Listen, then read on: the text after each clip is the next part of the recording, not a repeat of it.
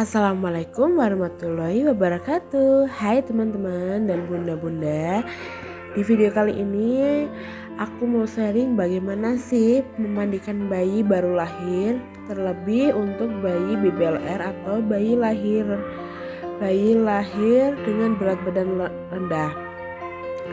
Nah, untuk anakku yang kedua ini, karena aku tinggal di rumah orang tua, jadi aku nurut aja sama orang tua. Jadi pada saat dia belum puput pusar ini, dia dimandikan sama dukun bayi atau yang biasa mandikan bayi di tempatku gitu ya.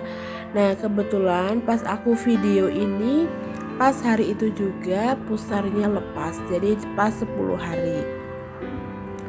Oke, yuk kita bahas ya tentang cara memandikan bayi. Jadi yang pertama, sebelum memandikan bayi, siapkan dulu persiapan yang perlu digunakan, seperti bak bayi berisi air hangat-hangat kuku, kemudian pakaian si bayi, peralatan mandinya seperti sabun bayi dan sebagainya. Kemudian yang pertama, sebelum si baby mandi, sebaiknya dimasas dulu atau dipijat halus dengan cara ditengkurapkan seperti itu. Untuk bunda yang masih belum berani, bisa juga dengan cara dipijat biasa semampunya, jadi tidak perlu dibalikkan bayinya. Jadi nanti aku akan sharing juga tentang video aku mandikan bayi sendiri di rumah. Jadi setelah puput pusar ini, aku memandikan bayinya itu di rumah sendiri. Untuk memandikan bayi, dipastikan ruangannya ini hangat ya bunda. Jadi pada saat memandikan bayi, pintu-pintu rumah ini ditutup, jadi kondisinya tidak terlalu dingin. Karena bayi baru lahir, apalagi dengan berat bayi lahir rendah, ini suhunya akan mudah turun. Jadi suhu badannya mudah turun, sehingga kita harus menjaga suhu ruangan ini tetap hangat. Dan memandikannya tidak perlu waktu yang lama. Jadi pada saat kita membalurkan sabun di badannya dan menyemburkan dia di air hangat di bak, itu tidak perlu waktu yang lama. Kemudian ada opsi lain untuk merawat bayi dengan berat lahir rendah. Itu bunda yang misalnya takut mandikan bayi yang kondisinya bayinya kecil, ini bisa juga dengan cara diseka atau diwaslap. Kemudian untuk jumlah kali memandikannya bisa sehari sekali atau sehari 2 kali, semuanya tergantung dengan kondisi masing-masing ya. Kemudian setelah bayi selesai disabuni, kita masukkan ke dalam air. Jadi airnya ini dipastikan hangat-hangat kuku, jadi tidak terlalu panas atau terlalu dingin. Jadi agar suhunya ini bisa menyesuaikan dengan kondisi si bayi. Yang perlu diperhatikan saat memandikan bayi baru lahir, yaitu bersihkan di area-area lipatan seperti area leher, ketiak, lipatan paha, dan lipatan tumit. Jadi daerah-daerah lipatan itu biasanya sering lembab. Nah, kita harus rajin membersihkan dan diberikan baby oil agar tidak terjadi iritasi atau merah-merah. Kemudian selanjutnya untuk di daerah muka, daerah matanya ini kita bersihkan, jadi area dari arah dalam keluar. Jadi dibersihkan seperti itu. Jadi teman-teman atau bunda bisa juga menggunakan kasa ataupun kapas yang halus untuk membersihkan daerah mata. Setelah selesai berendam, si bayi dikeringkan dengan handuk. Jadi pastikan handuk yang digunakan ini handuk untuk bayi. Tujuannya adalah tekstur atau serat-serat handuknya ini lebih halus, jadi tidak akan membuat kulit bayi terluka dan dapat menyerap air lebih maksimal. Kemudian untuk pakaiannya ini itu aku menggunakan, jadi sebenarnya bayiku ini biasanya menggunakan cloth diapers, kemudian popok dan pospak atau popok sekali pakai. Jadi biasanya aku pakaiin pospak ini pada saat mau bepergian aja. Kalau di rumah biasanya pakai clothy ataupun popok. Nah, kemudian di sini aku menggunakan gurita rakat juga. Jadi tujuannya adalah untuk memberikan kehangatan si bayi dan melindungi pusarnya yang baru lepas agar tidak mungkin masih terasa sakit atau seperti gimana gitu ya.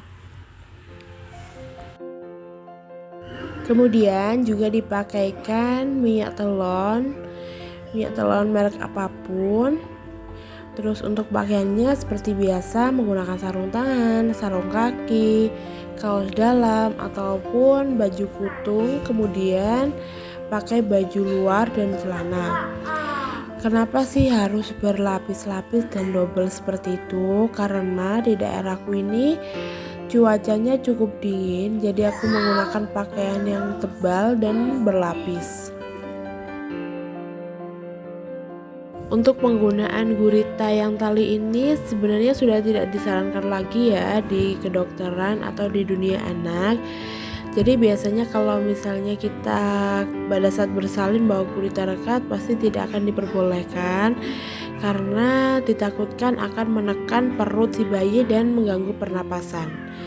Jadi ini aku pakai gurita yang rekat dan itu memakainya hanya dipakai sekedarnya, jadi untuk fungsi kehangatan aja. Oke, aku mengucapkan terima kasih buat teman-teman yang baru pertama kali menemukan videoku ataupun yang sudah berlangganan di channelku ini. Jika channelku ini dianggap bermanfaat, kemudian mengedukasi, boleh dong teman-teman membantu untuk support aku dengan cara memberikan subscribe, kemudian share, like, dan berikan komentar agar aku lebih bersemangat lagi untuk membagikan video tentang sharing menjadi ibu baru dan mengasuh anak. Jika ada bayi tampak tenang pada saat dimandikan, artinya dia merasa nyaman pada saat proses mandi ini. Jadi pastikan pada saat dia mandi, dia setelah selesai menyusu, artinya dalam kondisi perutnya kenyang, kemudian suhu ruangannya hangat, lalu kondisi ruangannya juga rasanya nyaman. Jadi pasti bayi akan nyaman dan gak akan nangis-nangis.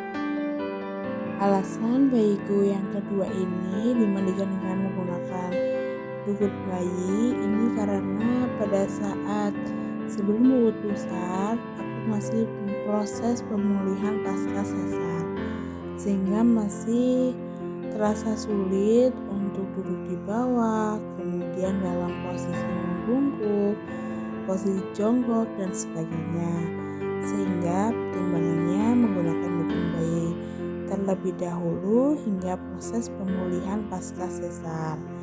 Kebetulan ini aku kan tinggal di rumah orang tua dan orang tuaku sedang banyak pekerjaan sehingga tidak bisa memandikan bayiku. Untuk para moms bisa banget memandikan bayinya di rumah dengan sendiri, karena memandikan bayi sendiri ini bisa membentuk bonding antara ibu dan anak. Kemudian moms juga bisa belajar bagaimana cara memandikan bayi, kemudian merawat kondisi bayi, serta belajar untuk massage bayi atau memijat pijatan yang lembut kepada si bayi.